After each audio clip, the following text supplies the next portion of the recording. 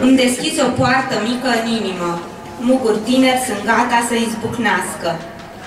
Atâta bucurie mă sperie. Încep să vorbesc mult, mi se pare că sunt mai înaltă, că lucrurile au coborât cu o treaptă. Ochii tăi au o culoare nemai văzută. Hai la mine, îți spun. Nu există în tot orașul o casă ca a mea. Putem bea ceai din cești goale și ne putem odihni mai ceva ca într-o grădină. Un vecin îți va spune că locuiesc aici de foarte mulți ani, că mama îmi trimite pachete pe care nu le desfac niciodată.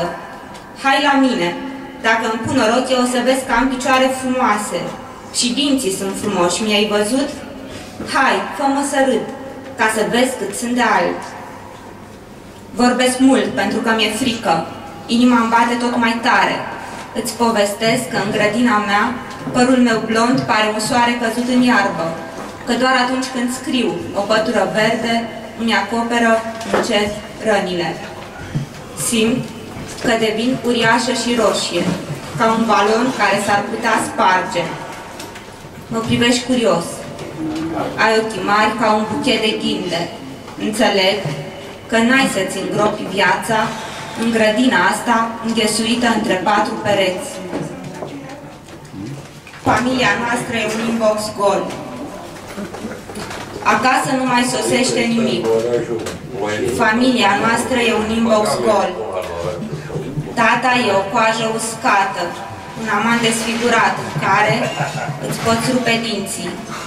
Un amant care din când în când mai întreabă ce fac, o pisică cu 7 vieți, pentru că l-am ucis de atâtea ori, dar s-a întors de fiecare dată.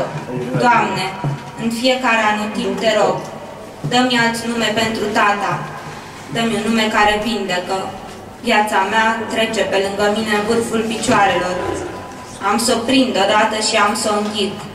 Poate am să cresc altfel în iarba zilelor ce vin. Tată, m-ai însemnat ca pe o vită, țâșnește sânge bolnav din mine în fiecare zi.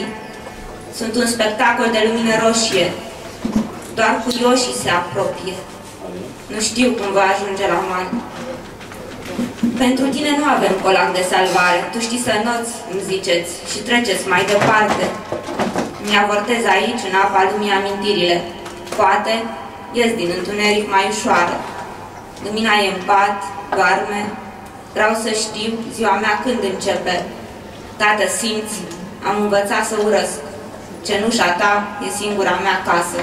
Mulțumesc mult!